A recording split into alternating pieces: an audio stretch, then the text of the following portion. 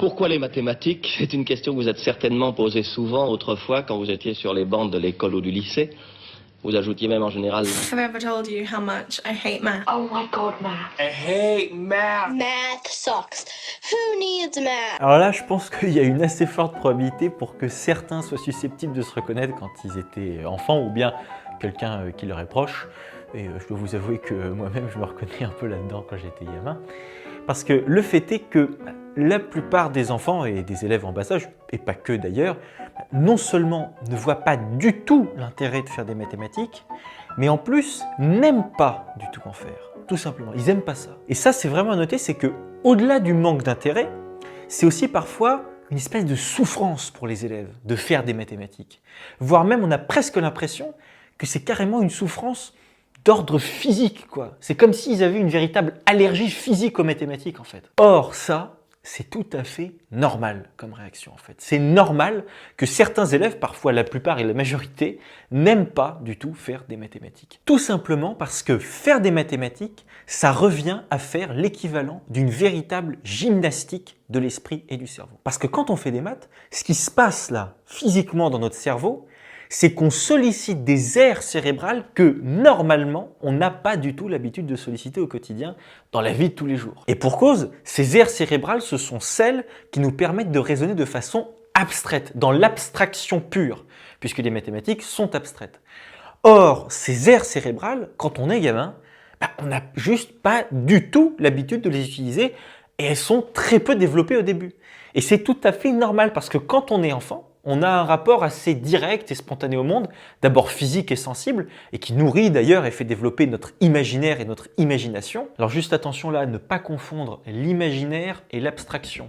L'abstraction, c'est une opération intellectuelle qui consiste à isoler par la pensée l'un des caractères de quelque chose, et ce, indépendamment des autres caractères de l'objet qu'on perçoit ou qu'on imagine, juste pour noter qu'il fallait faire une différence entre les deux. Or, en faisant des mathématiques, ou plutôt à force d'en faire, non seulement ce qu'on fait, c'est qu'on sollicite, mais surtout, c'est qu'on développe ces aires cérébrales.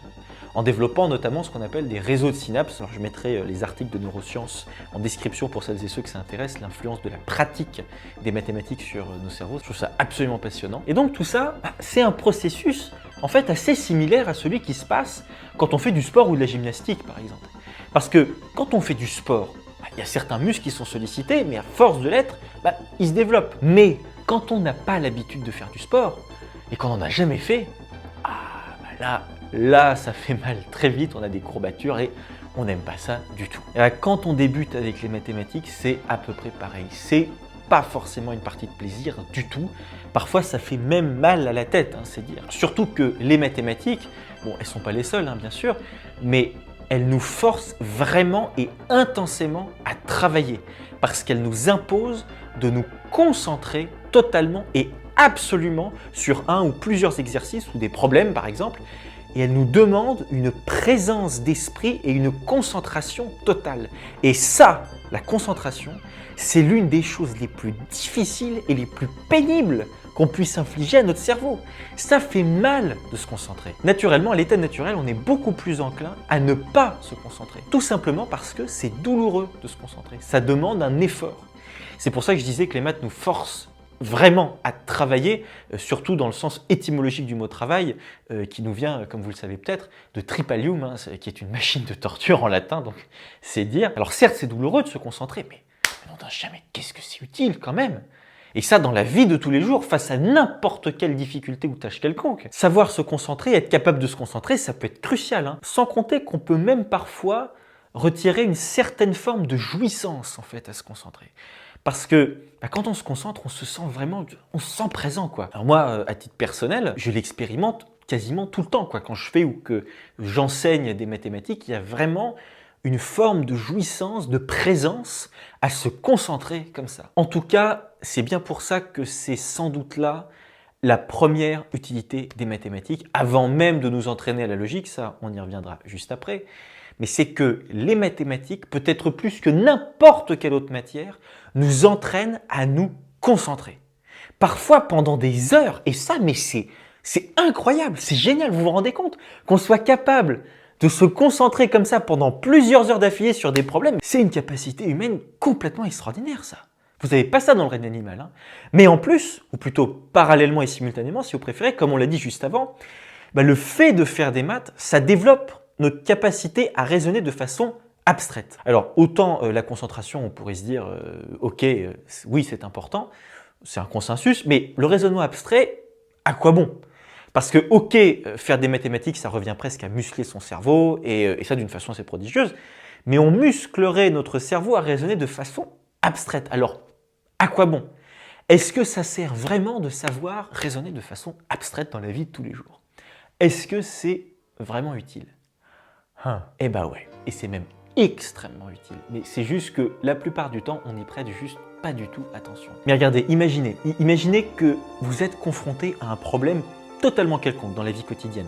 Ça peut même être un problème d'ordre relationnel, hein, avec un ami, quelqu'un, etc. Bon. Mais si vous restez comme collé au problème, j'allais dire, si vous ne réussissez pas à vous en extraire, à prendre de la distance vis-à-vis de ce problème et à faire abstraction de la situation pour en saisir tous les enjeux, vous êtes un peu foutu en fait. Enfin foutu. Disons que ça va prendre un certain temps et un temps assez conséquent, on va dire, pour s'en sortir.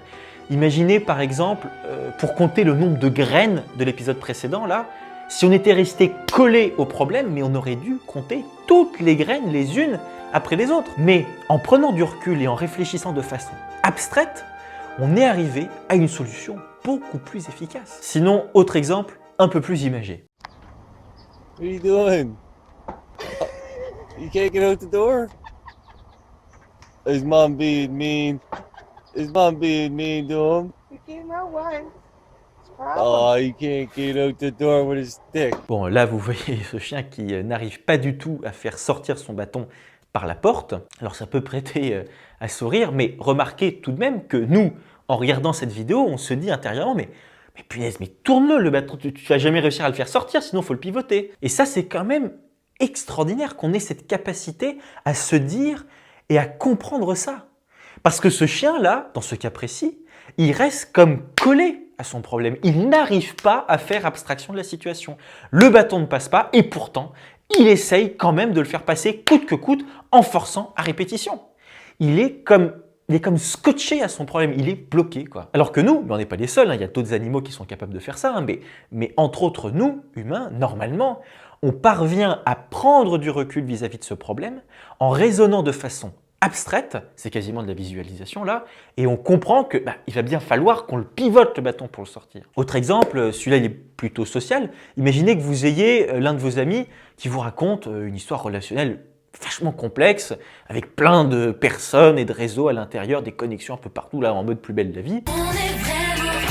Là, franchement, si vous ne réussissez pas à raisonner de façon abstraite et à faire abstraction de tout ça, surtout si vous ne connaissez pas les personnes dont votre ami vous parle, vous allez être un peu largué, quoi. Pareil, si vous étudiez, je sais pas moi, mais la géopolitique, par exemple. Si jamais il y a une région très complexe avec beaucoup de parties prenantes, si vous ne réussissez pas à prendre du recul et à raisonner de façon abstraite pour bien cerner tous les liens, les enjeux, les réseaux, etc., ça risque d'être carrément galère. Autre exemple. Jour, nuit, jour, nuit, jour, nuit.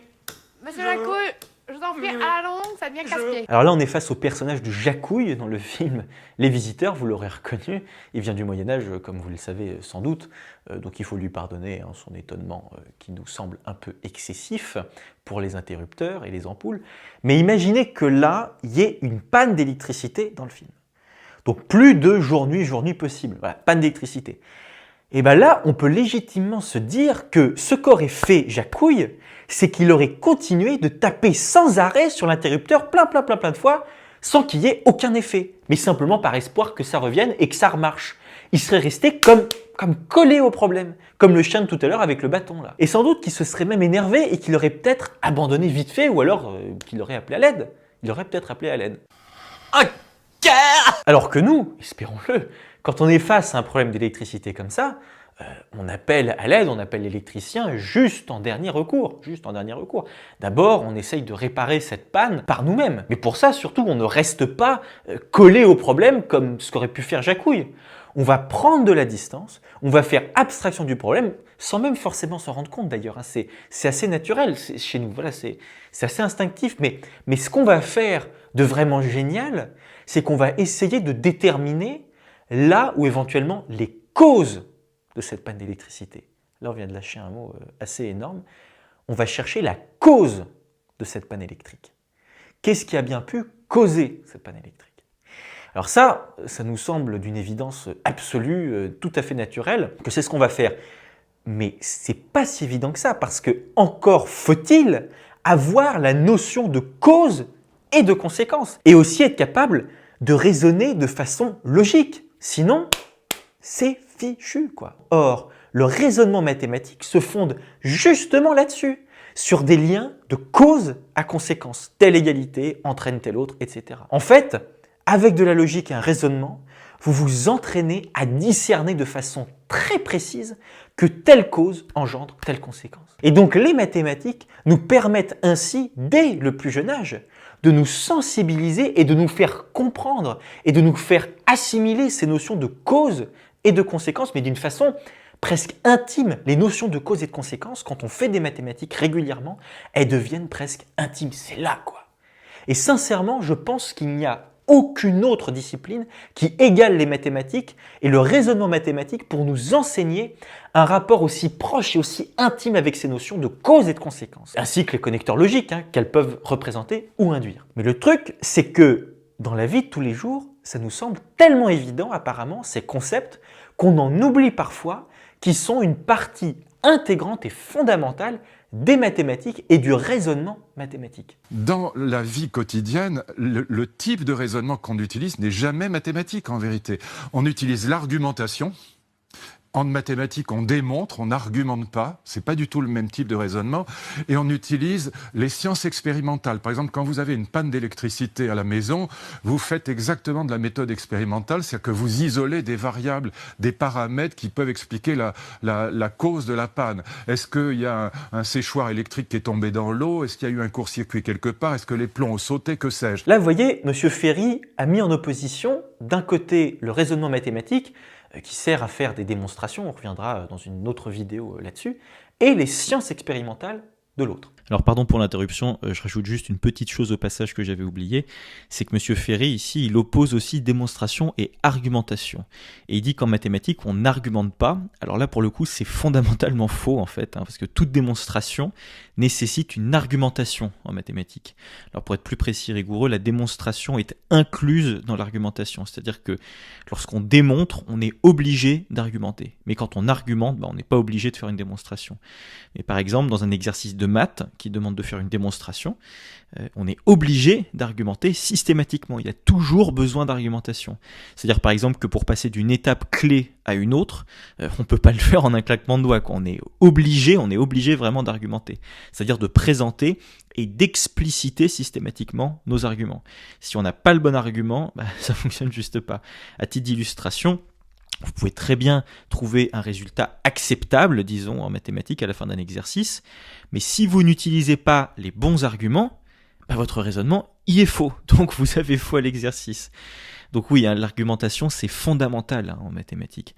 Voilà, c'était juste pour dire qu'il n'y a pas du tout opposition entre argumentation et démonstration ou raisonnement mathématique. C'est juste qu'il y en a une qui est incluse dans l'autre, mais bon, on pourra en reparler dans une autre vidéo de ça, mais bon, pardon pour l'interruption, on reprend. Là, vous voyez, M. Ferry a mis en opposition, d'un côté, le raisonnement mathématique, qui sert à faire des démonstrations, on reviendra dans une autre vidéo là-dessus, et les sciences expérimentales de l'autre. Sauf que, pardon, mais les sciences expérimentales, elles se fondent justement d'abord sur une logique abstraite et logique et presque mathématique, tout simplement parce que en mathématiques, on fait justement ce qui est à la base des sciences expérimentales.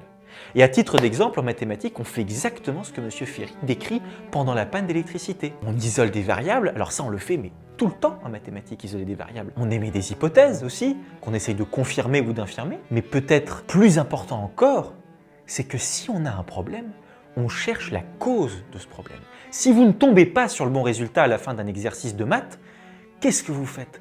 Vous remontez ligne par ligne dans votre copie pour essayer de trouver et de déceler la cause du problème. Et ça, mais vous le faites tout le temps. Et je tiens à préciser aussi quand même un dernier point, c'est qu'il me semble que la cause justement du fait que M. Ferry a comme opposé sciences expérimentales et raisonnement mathématique, ça tient au fait, je crois, qu'il a omis un point qui a pourtant son importance. C'est que avant de se lancer comme ça dans des tests expérimentaux pour isoler une variable pendant une panne d'électricité, mais il a bien fallu d'abord, en premier lieu, qu'on réfléchisse à ça. Il a bien fallu qu'on réfléchisse de façon abstraite et logique, en nous-mêmes, là-dedans. Ça doit d'abord se passer là, de façon abstraite, dans notre tête. Avant d'aller faire les différents tests de branchement ou je sais pas quoi, il a bien fallu qu'on se demande de façon logique et abstraite quelle est la cause. Sinon, sans ça, Jour, nuit. Mais il y a encore mieux que ça avec les maths.